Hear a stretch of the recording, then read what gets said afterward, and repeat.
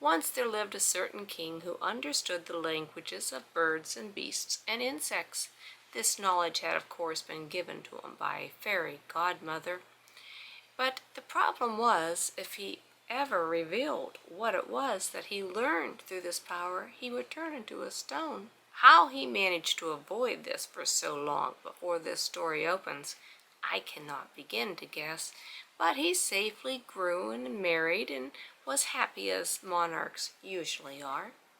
This king, I must tell you, was a Hindu, and when a Hindu eats his food, he has a nice little plate on the ground, freshly plastered with mud, and he sits in the middle of it with very few clothes on, which is quite a different manner than we have. One day the king was eating his dinner in just such a nice clean mud plastered spot, and his wife was sitting opposite him to wait upon him and to keep him company. As he ate, he dropped some of the grains of rice upon the ground, and a little ant who was running about seeking a living seized one of the grains and bore it off towards his home. Just outside the king's circle, this ant met another ant, and the king heard the second one say, "Oh, dear friend, do give me that grain of rice and get another for yourself. You see, my boots are so dirty that if I were dare go near the king's eating place, I would defile it, and I can't do that. It would be so rude." But the owner of the grain of rice replied, "If you want rice, go get it. No one will notice your dirty boots, and you don't suppose that I'm going to carry rice for all our kindred." Then the king laughed. The queen looked at herself up and down, but she could not feel or see anything in her appearance which should make the king laugh. So she said, "What are you laughing at?"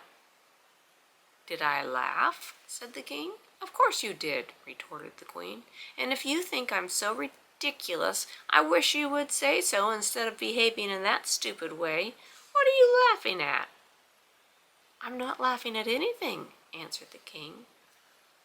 "Very well, but you did laugh, and I want to know why." "Well, I can't tell you," said the king. "You must tell me," said the queen impatiently. "If you laugh when there's nothing to laugh at, you must be ill or crazy. What is the matter?" Still the king refused to say, and the queen declared that she must and would know. For days the quarrel lasted, and the queen gave her husband no rest, till at last the poor man was almost out of his mind, and he thought his life had become for him hardly worth living while this went on, so he might as well tell her the secret and just simply take the consequence. But, he thought, if I am to become a stone, I am not going to lie, if I can help it, on some dusty highway, to be kicked this way and that by man and beast, to be flung at dogs, to be used as a plaything of naughty children, and become generally restless and miserable. I will be a stone at the bottom of a cool river, and roll gently along there until I find some secure resting place where I can stay. So he told his wife if she would ride with him to the middle of the river, he would reveal to her what it was that he had laughed about. She thought he was joking, and she laughingly agreed. Their horses were ordered, and then they set out. On their way they came to a fine well beneath the shade of some lofty, wide-spreading trees, and the king proposed that they should get off and rest a little, and drink some of the cool water, and then go on their way. To this the queen agreed, so they dismounted and sat down in the shade by the well to rest. It happened that an old goat and his wife were browsing in the neighborhood, and as the king and queen sat there, the nanny goat came to the well's brink, and peering over, saw some lovely green leaves that sprang in tender shoots at the side of the well. "Oh," she cried to her husband, "come quickly and look. Here are some leaves which make my mouth water. Come and get them for me."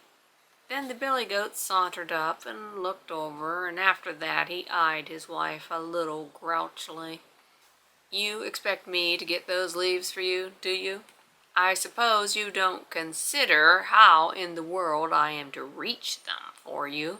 You don't seem to think at all. If you did, you would know that if I tried to reach those leaves, I should fall into that well and be drowned." "Oh," cried the nanny goat, "why should you fall in? Do try get them." "I'm not going to be so silly," replied the billy goat.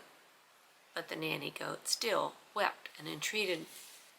"Look here," said her husband, "there are plenty of fools in this world, but I am not one of them. This silly king sitting here is one of them. Look, he can't even cure his wife of asking questions. He's going to throw his life away. But I know how to cure you of your follies, and I'm going to." And with that he turned and marched off. And within a couple minutes she made up her mind that the leaves in the well were not worth having, and went off and found grass. Then the king, who had understood every word, laughed. The queen looked at him suspiciously, but the king got up and walked across to where she sat. "Are you still determined to find out what I was laughing at the other day?" he asked. "Yes, quite so," said the queen angrily. "Because," said the king, tapping his leg with his riding whip, "I've made up my mind to not tell you. Moreover, I've made up my mind to stop you mentioning the subject." "What do you mean?" said the queen. "Well, I noticed when the goat is displeased with his wife, he simply abandons her. That seems to settle the question." "You do not say that you would leave me?" cried the queen. "I should be extremely sorry to do so," replied the king, "but I have to persuade you to go home quietly and to ask no more questions. When I say I cannot answer them, of course, if you will persist." And the queen went home, and so did the king, and it is said that they were both happier and wiser than ever before.